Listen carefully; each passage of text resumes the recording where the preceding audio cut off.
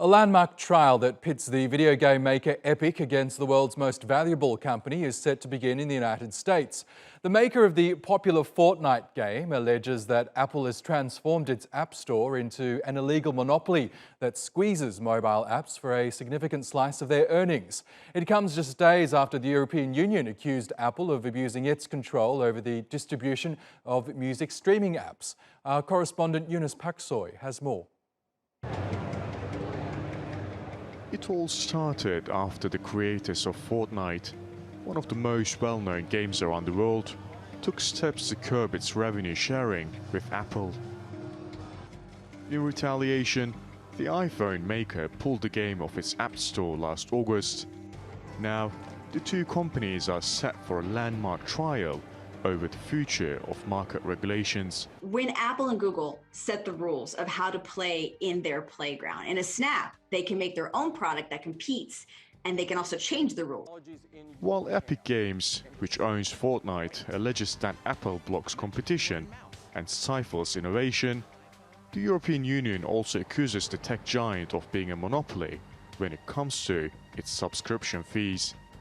The EU's case is based on a complaint by Sweden-based Spotify and others that say Apple abuses App Store to promote its own music platform. There is a mandatory use of Apple's own in-app purchase system to buy digital content. Here, Apple charges a 30% commission fee for all purchases throughout its system. This means that music streaming providers cannot sell subscription in their apps without paying a 30% fee to Apple each month on each subscription. Apple advocates for tight controls over its software to keep the system secure and to protect the privacy of its users, and blames the companies, saying they want to benefit from the App Store but do not want to pay anything. Should Apple dictate what you can download on your own phone? That's what this landmark case in California is all about. The outcome is expected to decide what app markets on our phones will look like in the future. Yunus Paksoy, Theatre World, Washington, D.C.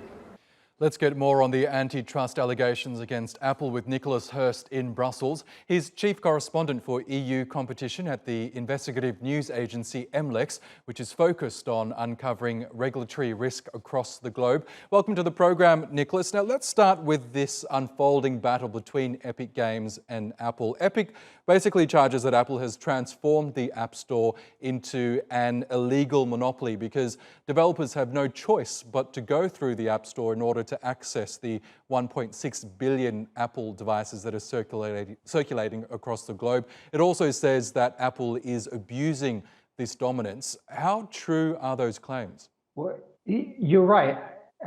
Epic, which is obviously the maker of the smash success Fortnite game, which is played on computers and devices around the globe, says that Apple has a monopoly over iPhone users. That's to say that the iPhone users can't play Fortnite and other Epic games without going via the App Store. Epic alleges that iPhone then uses this monopoly to extract unfair, excessive, exorbitant, or even monopoly rents and profits. So then how right or what grounds has Epic got to say that? Well, many of the viewers will know that in most countries it's not illegal to have a monopoly or to be super dominant or to be very powerful. But what is illegal is to use that market power to extract unfair rents from your customers and from other people in the business space and so on. And it's hard to assess because the amount that Apple takes over time, given the success of the App Store economy, is very significant. We're talking about billions and billions in profit across the App Store yearly. But on the flip side, it's easy to have sympathy with Apple's position because Apple created the App Store. It created the app economy on iPhones. It's created a wealth of opportunities and sort of innovations and and so on. And so it's entitled to take a cut of that money changing hand. That stands to reason.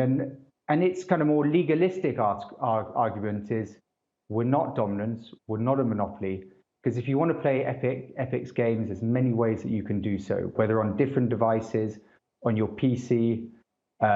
You don't just have to play on an iPhone.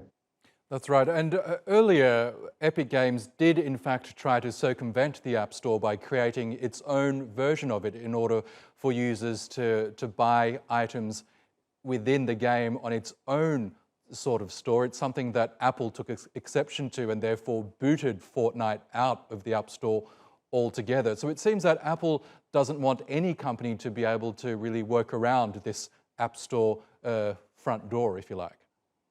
Yeah, that's right. Apple has a kind of web of rules that are in place for different reasons. For example, any money that's changing hands on the App Store has to be transacted by Apple's own payment service. Apple says that this is to ensure security, a sort of uniform experience, simplicity. But critics of Apple point out that this is a way of making sure that people can't circumvent the tax or the fee that Apple levies in the App Store.